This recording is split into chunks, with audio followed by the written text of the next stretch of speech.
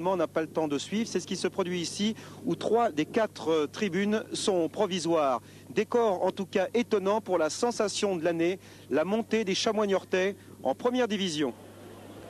Gradins en tout cas qui seront très compacts, plus de 10 000 spectateurs, très bonne affluence par conséquent pour le club des Deux-Sèvres. On a versé une larme après le départ de Pelé, on découvre les nouveaux, ici Alain Colombo, l'ex-stopper de Metz, au milieu le grand Pierre Maurice, le gaucher nantais, Juan Andrés Larrey, 20 ans, jeune international uruguayen, et devant ce sera Pascal Marini, venu de Brest, et une autre arrivée de l'Ouest, Mario Relmi, l'ancien numéro 9 de Rennes.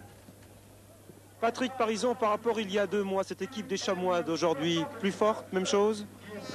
Disons qu'on essayait d'effectuer un recrutement dans ce sens-là, et je crois qu'effectivement, au travers des matchs amicaux qu'on a pu disputer, on a pu s'apercevoir que l'équipe avait déjà belle allure, avait déjà une certaine cohésion, que l'amalgame s'était bien fait entre les nouveaux, et ça nous laisse augurer de bons moments encore pour cette saison 87-88. Président, l'émotion était plus forte le soir de la montée ou juste avant cette première? Bien, je crois que c'est une question difficile que vous me posez. On ne vit que des émotions à Niort depuis quelques années.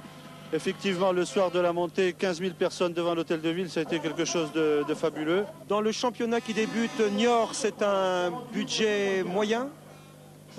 C'est un budget moyen. Sur le plan sportif, on est les petits poussés de la première division.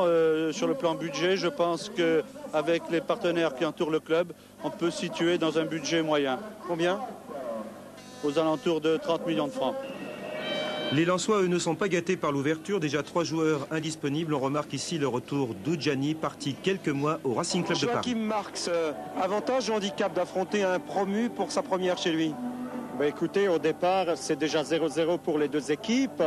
C'est plus facile de répondre après match. Si on gagne, on peut dire que c'est plus facile. Mais je crois que c'est une grande fête ici pour ce club, pour cette ville. Les joueurs ils vont être super motivés. Je crois que c'est plutôt un handicap.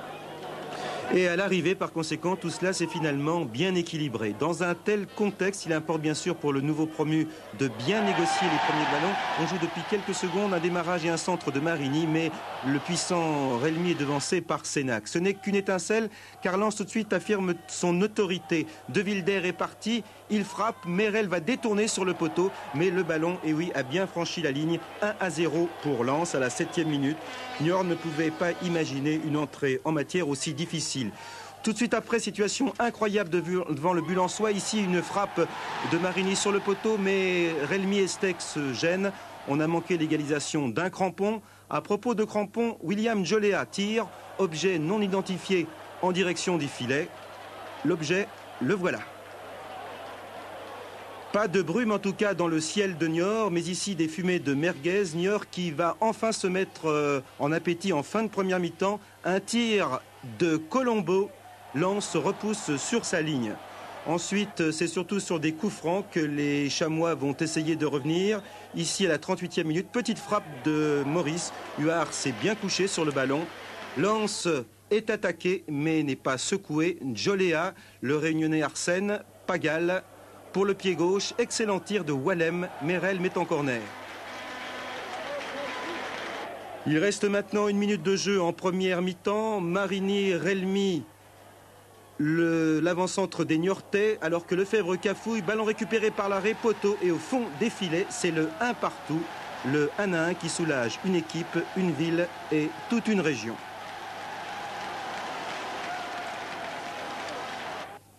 Début de deuxième mi-temps, péril tout de suite pour l'équipe niortaise avec le blond Lefebvre qui va passer très facilement Steck. Il centre, heureusement pour les Chamois, Arsène frappe à côté du ballon, il avait été de toute façon contré. Mais en cette deuxième mi-temps, Niort et son équipe et son public vont se retrouver totalement coup franc ici pour une faute sur l'arrêt. Tout de suite la plus forte émotion. Coup franc de Maurice Huard a repoussé, Marini n'était pas loin, c'est détourné par Sénac. Finalement, tout le monde sera content de ce résultat. Pascal Gastien, vous découvriez un nouveau monde alors différent de la deuxième division?